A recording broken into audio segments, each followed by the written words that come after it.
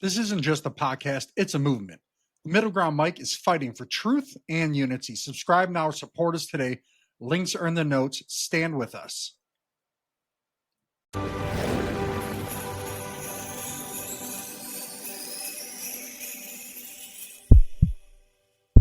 Hello, everybody. It's Joe from Middle Ground Mike, and today we got an episode called A Sickening Synergy.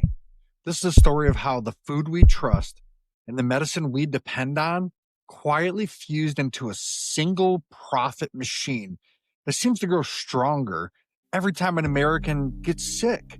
It's the hidden loopholes inside of our economy, and once you see it, you just can't unsee it, whether it's intentional or not. Because it's become every aisle you walk through, every snack you buy, every medical bill you pay, all seems to feed to the same parts. The United States is the sickest wealthy nation on earth. We spend more on healthcare than the next 10 countries combined. Yet we have the lowest life expectancy of any developed nation. Over 60% of Americans now live with at least one chronic disease. 40% have two or more. 90% of our staggering near $5 trillion healthcare bill goes to treating illnesses that in many cases begin with our food. Here's the kicker. Some of these things aren't random. They're just the result of our bad personal choices. They're predictable engineered outcomes of a food system inadvertently built not to nourish you, but to hook you. And a healthcare system built to cure you, not to cure you, but to manage you. And behind both systems, behind the cereal aisle, behind the pharmacy counter, sit the same financial giants, pulling the same threads. Tonight is part one of a two-part investigation. Tonight, we expose the architecture of the problem, the players, the chemicals, the ownership, the corruption. Part two is going to be, how do we fight it? So let's begin at ground zero of the American sickness crisis. You know, walk into any store, actually cut that part out. You know, and if you could go buymeacoffee.com/the MGM, you know, it would really help us, help support the show, and help push us forward. You can donate whatever you can. I would really, really appreciate it. The link will be in the description as well. All right, let's jump into it. Let's get into some of this stuff. You know, you walk into any grocery store and you look closely, like you really look at what fills the shelves. It's rows and rows of brightly colored boxes. Think of casinos, you know, and bags filled with ultra crazy processed engineered stuff, not for health, not even for necessarily taste, but for addiction. And we're going to talk more about that. You know, in this country, nearly 6% of everything we consume for calorie-wise comes from ultra-processed foods. Compare that with 14 to 20% in France, 10% in Japan. See the differences? Our healthcare mirrors it. You know, the obesity rate here is crazy. South Korea, it's only 5%. We're not slightly unhealthier. We're off the charts. And it's because Americans have become lazier, me included. It's because our food is fundamentally different. And a lot of things we do become sedative. That's something I'm trying to change myself. Working harder at it. Never give up. It's not easy for anybody. Let's keep going. You know, ultra-processed foods, you know, they're chemically designed to manipulate the architecture of human biology. They target for the dopamines. You know, they override your safety signals. You know, they stimulate cravings. They create repetitive, compulsive eating patterns. Think of habits you've picked up in the past, smoking, etc. That mirror the behavior seen in addiction studies. You know, salt for stimulation, sugar for dopamine, you know, industrial fats for opioid activation. Why do you think a lot of us like fatty foods? Your body's designed to in these. It's no different. And this sounds sinister, right? I mean, principally it is. Ethically it is to a degree. But this is no different than when you're at your job and you're trying to sell something to someone, right? We shouldn't be doing these things. We shouldn't have to have this conversation, but this is how it's viewed. But this is what it is. We need to change it, but this is what it is. You know, we're going to combine all this, you know, the bliss point, right? Things have become a perfect storm. You know, the palatability that causes the brain to crave more even when the body's had more than enough. You know, this isn't just speculation. This is crazy food science. billions of dollars of research keep going into creating the stuff that make your brain lit up like a Christmas tree. Snack companies openly admitted in trade journals, they call it high repeat consumption optimization. Translation, we want you hooked. And the results are becoming catastrophic. 42% of Americans are obese, the highest rate ever recorded we know of in world history. 11% have become diabetic, 30% more have become pre diabetic, and nearly 88% of adults are metabolically unhealthy, meaning their blood sugar, blood, their blood pressure, their cholesterol, their waist, circumference, elevated risk of chronic disease because of this. Let's compare. Japan, 4% obesity. Italy, 13. France, 17. United States, 42. We're not dealing with genetics here. That's part of it. But we're dealing with a food environment that has turned metabolic disease into a norm inadvertently. And nowhere is the impact clearer than in children. Children now in this country now have obesity rates higher than the adults in most other wealthy nations. They're developing type 2 diabetes, once known as adult onset, as young as 7. Fatty liver disease, I've been there. It's becoming common in teenagers. Why? Because our children are targeted more aggressively than any other segment. The average American child can see up to 4,000 to 6,000 food ads in a year. 98% are junk food, sugary cereals, pop, chips, cartoons, these mascots, these bright colors, these games, these prizes, psychological warfare aimed at lifelong eating patterns before the brain even fully develops. By age 3, most children can recognize food logos before they can spell their own name. By age 8, they can identify nearly 100 branded processed foods in 2 seconds or less. That's being sarcastic. But, ask them to identify vegetables. Some of them can, some can't. And the numbers fall off, right? This isn't cultural, it's conditioning. And when these foods enter the body, the damage begins fast. Think about carbs, or when you eat something that you shouldn't, right? You feel it. Your sugar spikes the insulin, right?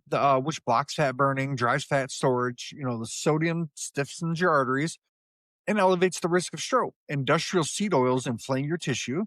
Chemicals, disrupt your hormones. The artificial dyes are linked to, some of it's linked to hyperactivity in children. Within a decade of eating the standard American diet, the human body begins failing at certain things.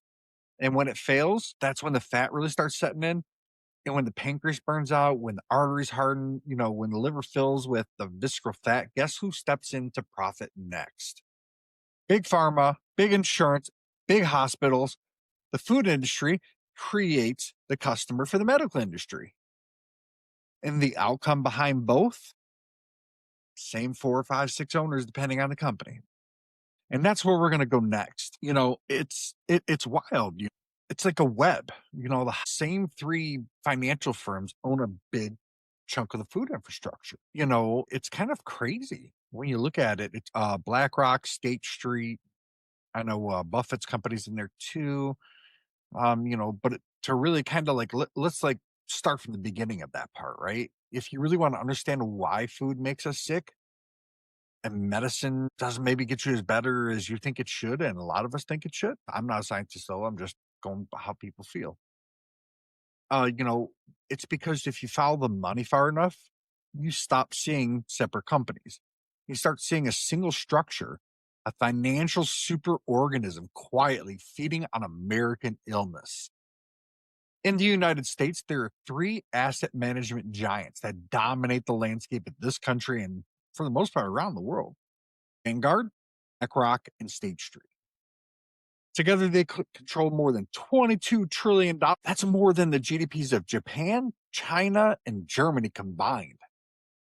And the deeper you look, the more you find the exact same 3 names sitting at the top of nearly every major food product company, pharmaceutical, insurance, hospital corporation, manufacturers. You know, this is not a market. This is consolidation. Think about media. And consolidation breeds control. Let's really begin with the food part of it. The 5 families of American food. The average grocery store contains more than 40,000 items. but more than 80% of it are brands that belong to just five corporations. All are controlled by the same financial owners. Well, per se, they're the primary stakeholders. Pepsi, Mountain Dew, Gatorade, Lay's, Doritos, Cheetos, Quaker, and Tropicana. Who owns them? Almost 10% Vanguard, 8% BlackRock, 4% on State Street, total little right around 22%. Over one fifth of PepsiCo belongs to the same companies that own pharmaceutical companies that make diabetes medications. Pepsi soft drink portfolio alone contributes an estimated 25% of added sugars consumed by the American people. The system is not failing. It's working exactly how it ended up becoming designed. Let's talk about Coke, Sprite, Fanta, Powerade, Minute Maid, Dasani, and Smart Water, right? Ownerships. Like I said earlier, Buffett's company, 9.3%, Vanguard, 8.4, BlackRock, 5.6, State Street, 3.8. Oh, total of the big three is 17.8, and you add Buffett in, nearly 27% of Coke is controlled by four entities. Coca-Cola products contribute massively to our national sugar burden. And I really want to put out there that Coca-Cola is taking steps to try to, obviously you can't necessarily make that product healthy, but they're going to a more, they're going away from corn syrup and things of that nature and certain dyes. So, just kudos to them. I know it's still not good for you, but kudos to them for at least trying to make an effort. But who sells the insulin? It's the GLP-1 drugs. I think, yeah, GLP-1. The heart medications that result from like decades of consumption.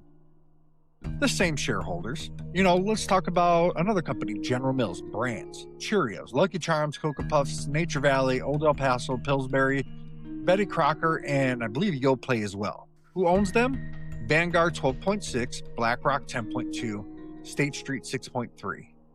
The total among the big three, 29.1%. Lucky Charms now is 38% sugar by weight. Trix, 46%. Cocoa Puffs, 44%. These cereals are massively marketed towards kids, despite the data showing that kids who consume high sugar breakfast are 80% more likely to develop obesity before the age of 18. Again, who profits later from the resulting disease? The same investors. Again, let's go to another company that we're all like really passionate about. Kraft Heinz, ketchup, Kraft cheese, Oscar Mayer, Velveeta, Capri Sun's Lunchables. Who owns it?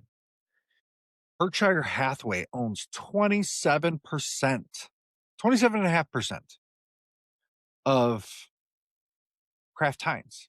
That's crazy. Vanguard 8.6, BlackRock 3.7, State Street 2.4. That's nearly half, I believe, right around there, of the company is owned by the same financial giants who also sit atop of drug makers, insurers, and again, more hospital chains.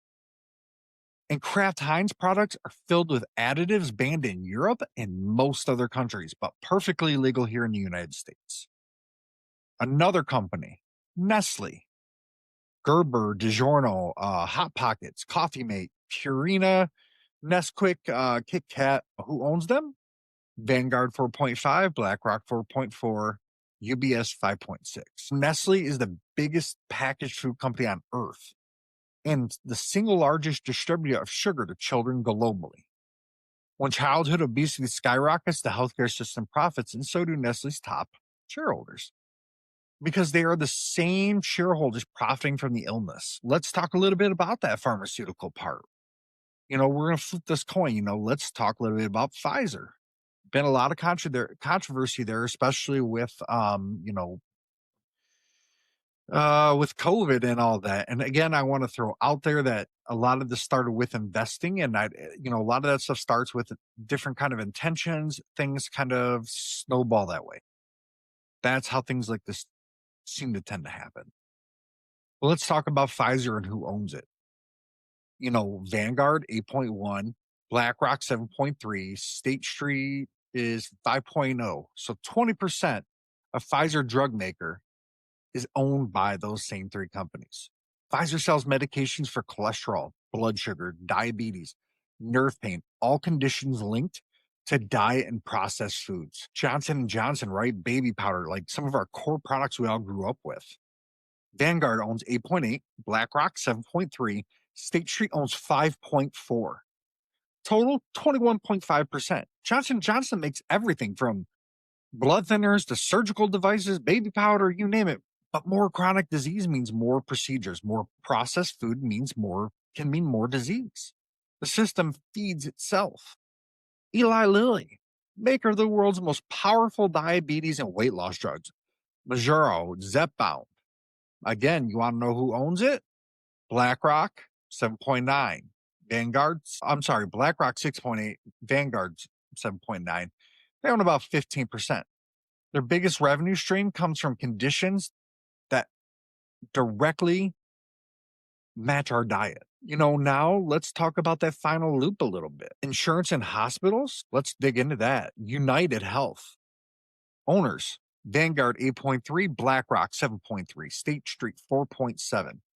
United Health profits from chronic illness more than any insurer on the planet. 67% of their expenses and revenue come from people with chronic disease.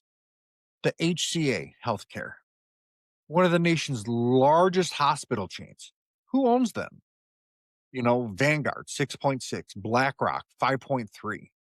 Hospitals depend on surgeries, cardiac events, diabetes, complications, dialysis, emergency visits, nearly all of which are just downstream outcomes because of how we're eating. The same three financial entities own the companies making the food that makes us sick, the company selling the drugs you'll need once you're sick, the insurance company that bills you for being sick, and the hospital chain that treats you for the sickness.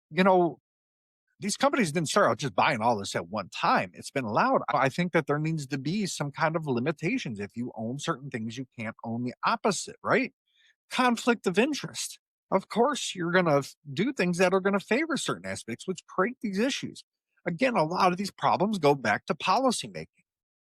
That's where it goes back to. Your lawmakers, because your lawmakers allow these things. It's kind of sad. Food, illness, medication, and hospital profit. And the profit flows to the same places. This is not a conspiracy. This is all going to be in the facts. But this is corporate math. And the chemicals inside the food, that's where the story becomes even crazier. It's like this chemical web. What's really inside of our American food? This is the longest, most disturbing segment of this investigation. This episode's 4 parts, but there's a total of 8. Because once we examine what's actually inside of our food, the picture becomes undeniable. The U.S. food supply contains ingredients so dangerous that more than 40 advanced nations have banned them outright. Not restricted, not limited, not warning labels, banned. But here in the United States, in our country, these corporations don't even need to warn you. And they'll call you crazy if you mention it. Brominated vegetable oil, or BVO. It's used in Mountain Dew, Sundrop, Squirt, and many other store brand citrus sodas. It contains bromide, the same chemical used in flame retardants. It accumulates in your fat, your thyroid tissue, and the brain. Consequences that have been linked in some studies can say nerve damage, memory loss, tremors, and I believe issues with thyroids as well. Obviously you can see some behavioral changes. Across the world, it's banned in UK, EU, India, and Japan. The FDA allowed this for 50 years, despite knowing it wasn't safe. Only recently, after California banned it, did the FDA finally move. Why was this allowed to be used? Because it helps companies use cheaper oils and drinks, making it more readily available cheaper. Let's go to MSG. It's used in chips, soups, frozen meals, your fast foods, your seasoning, packets. It amplifies flavor, right? That's what it does by stimulating your receptors. But it also affects brain chemistry. Research has linked too much as MSG to appetite dysregulation, insulin spikes, increased fat storage, leptin disruption, headaches, and migraines. This neurotoxicity, if you eat way too much. China, India, and Pakistan have now restricted MSG in certain food categories. We still allow it in virtually everything without even labeling transparency. Why so widespread, right? Because the MSG helps make things a little bit cheaper to taste rich, even if it doesn't got a great product, saving companies a lot of money. Potassium bromate, it's used in your bread, buns, pizza dough, rolls, pastries, tortillas. Potassium bromate makes dough rise higher, look whiter, stay softer. It's classified as a possible human carcinogen by the International Agency for Research on Cancer. I'm not paranoid here. Kidney tumors, it's linked to thyroid tumors, gastrointestinal cancers, oxidative DNA damage they've seen before, though very rare. It's banned in the UK, the EU, Brazil, Canada, China, India, and Argentina. I want to forget about them. You got South Korea. Where is it still legal? Really? Here in our country. Why? Because it saves baking companies 2 to 10% per loaf. An ingredient banned by dozens of nations is still in American bread because it increases profit margins. It's not that some of these things are necessarily bad. They're bad in the amounts that we're getting them. When you really start to crack down and you look close, it's the amount and not everything. Some of these things are just bad in general, but in some of these cases, it's the amount that we're consuming, like, right? Too much sugar, right? Certain things. It's not just that it's bad. It's also the amount you consume of the ones that aren't terrible for you in small doses. I'm not endorsing eating them. I'm just trying to provide some fair context. Let's go on to the next one. RBGH, recombinant bovine growth hormone. It's like really, really crazy. It's a genetically engineered hormone designed to force dairy cows to produce more milk. It's banned again. EU, Canada, Japan, I believe Australia, and I think China. I'm not sure China, New Zealand, but guess what? It's allowed here in our country. Milk from these cows that are treated with this contains elevated level of IGF-1, a growth factor that is now linked to, in some cases, breast cancer, colon cancer, prostate cancer, accelerated tumor growth comes with cows treated with RBGH. They develop mastitis, painful underinfections requiring heavy antibiotic use. The antibiotic use gets absorbed into their muscles. That creates an antibiotic resistant bacteria that enters the food supply. Why is it still legal in the United States? Because Monsanto, and pay attention to this for later, lobbied for it. And because key FDA officials reviewing it previously worked for Monsanto. The revolving door made the decision before the science was even finished. Excuse me. Let's talk a little bit about the artificial dyes. Yellow 5, yellow 6, and of course, thank God, red 40. But all these things have been linked to hyperactivity, behavioral issues. Some people have allergic reactions. It's banned and heavily restricted depending on the item in Europe. Mandatory warning labels are required over there. Here in the United States, won't even have to warn you about it. Why? Because color sells. Think about casinos, right? People walk through. Same arcades, artificial sweeteners, aspartame, a sulfame, potassium, whatever you want to call that. It's linked to studies that gut microbiome disruption, insulin dysregulation, possible carcinogens at high doses. But Europe is reviewing aspartame again. The US insists that it's perfectly safe, but the world keeps looking into it because something doesn't seem right. But there's a double standard here. Here's the comparison that should make every American look at these companies and go, do better, which, to be fair, like I've said, some of them are. The same companies that make this stuff here, they all sell chemical-free versions of these same products in Europe, Japan, South Korea, Australia, Canada. They can make money over there. Obviously, maybe not as much, but they can make profits over there. Dew in the United States contains BVO. I mean, it's going away now, but Mountain Dew in Europe does not. Kellogg's cereals here in the United States contain a lot of dyes that are banned.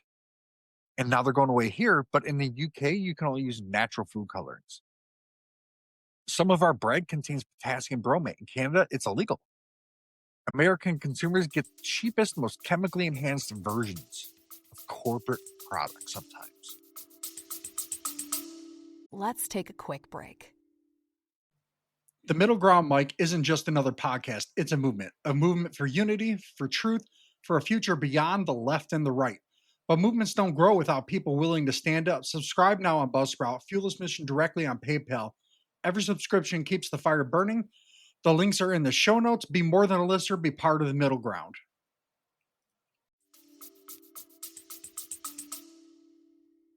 Foreign consumers get the cleaner versions.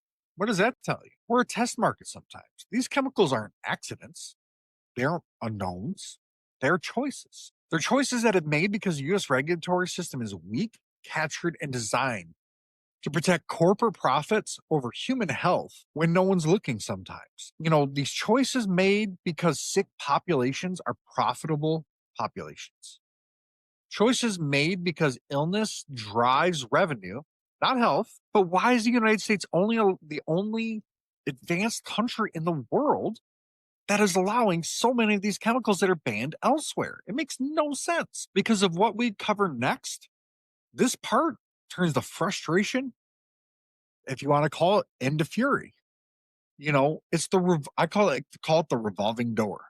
It's how our regulators have become industry employees and become regulators again. If there's one segment that's going to tie this part and part two all into one, this is it. Because none of this could have happened for decades unless the very people appointed to protect the public were quietly working for the industry they were supposed to regulate.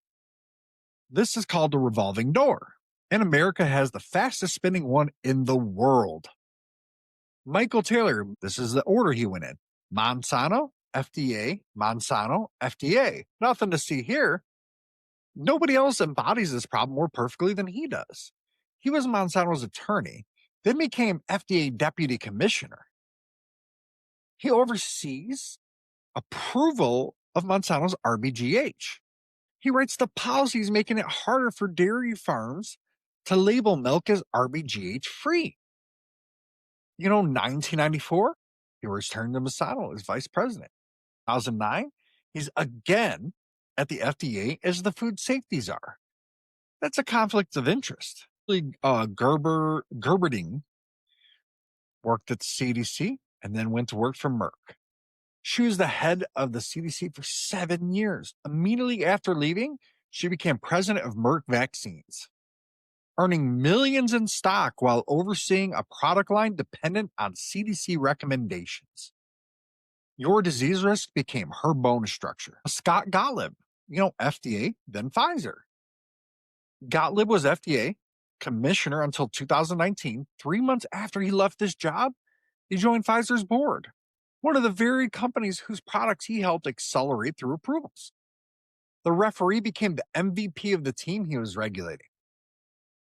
Stephen Hahn, FDA, Moderna's investment firm. He oversaw the Vaccine Emergency Authorizations Act at the FDA. Later, he joined the flagship Pioneering, the venture firm behind Moderna. Regulatory, rewarded. Tom Vilsack, USDA, then went to work for the dairy lobby, and now he's back at the USDA. He ran the USDA for 8 years, then immediately became the CEO of the U.S. Dairy Export Council, then returned to the USDA as secretary. The official responsible for regulating dairy became its top lobbyist, and then returned to regulate it again. Every decision bends toward these type of things, right? The result of the revolving door?